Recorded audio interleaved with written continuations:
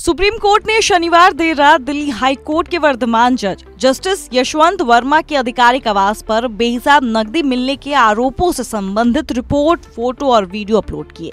ये अपनी तरह का पहला और दुर्लभ मामला है।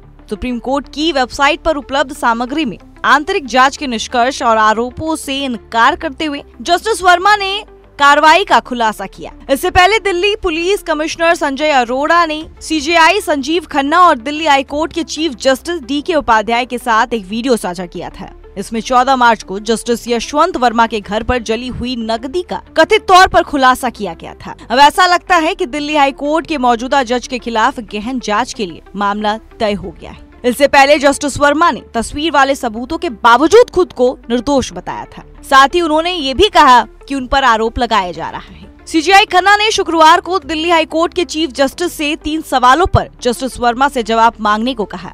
इसमें पहला सवाल ये है कि क्या जस्टिस वर्मा अपने परिसर में स्थित कमरे में पैसे और नकदी की मौजूदगी का कैसे हिसाब देते हैं। दूसरा, उस वक्त कमरे में मिले पैसे और नकदी का स्रोत क्या है, उसकी व्याख्या करें। तीसरा सवाल ये है कि वह व्यक्ति कौन है जिसने 15 मार्च 2025 की सुबह कमरे से जले हुए पैसे और नकदी निकाले।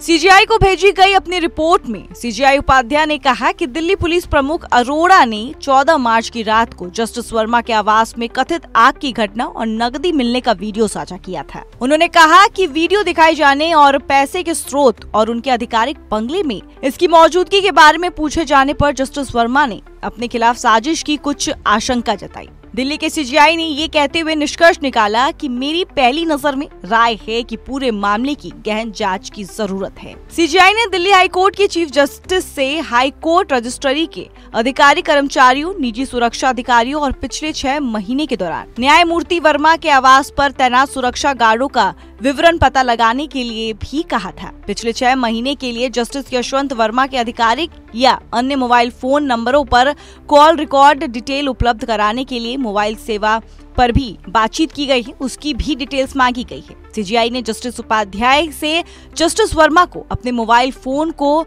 डिस्पोज न करने या अपने मोबाइल फोन से किसी भी बातचीत, संदेश या डेटा को डिलीट या मॉडिफाई न करने की भी सलाह दी है। जवाब में दिल्ली हाई कोर्ट के चीफ जस्टिस ने लिखा कि कॉल डिटेल रिकॉर्ड प्राप्त हो गया है और इसे इस पत्र के साथ एक पेन ड्राइव में भेजा जा रहा है।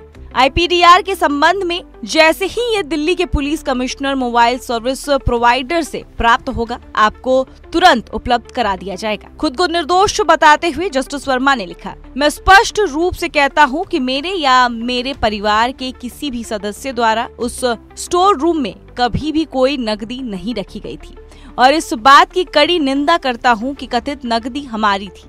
जस्टिस वर्मा इस बात को मानने से इनकार कर रही कि स्टोर में जो भी नकदी रखी हुई थी वो उनकी थी या उनके परिवार वालों की थी। अपने आवासीय परिसर में नकदी के वीडियो पर जस्टिस वर्मा ने कहा कि मैं वीडियो की सामग्री को देखकर पूरी तरह से हैरान था, क्योंकि उसमें कुछ ऐसा दिखाया गया था जो मौके पर नहीं मिला था जैसे कि मैंने देखा था। यही वो बात है जिसने मुझे यह देखने के लिए प्रेरित किया कि यह स्पष्ट रूप से मुझे फंसाने और बदनाम करने की साजिश की जा रही है।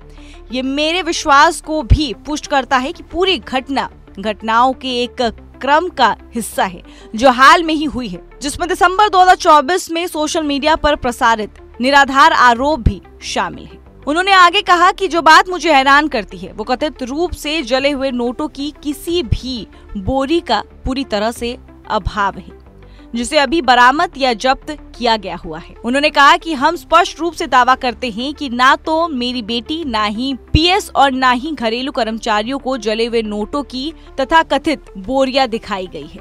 अब ऐसे में देखना ये होगा कि जस्टिस वर्मा क्या अपने आप को निर्दोष साबित कर पाएंगे या जांच उनके खिलाफ ऐसी ही जारी रहेगी।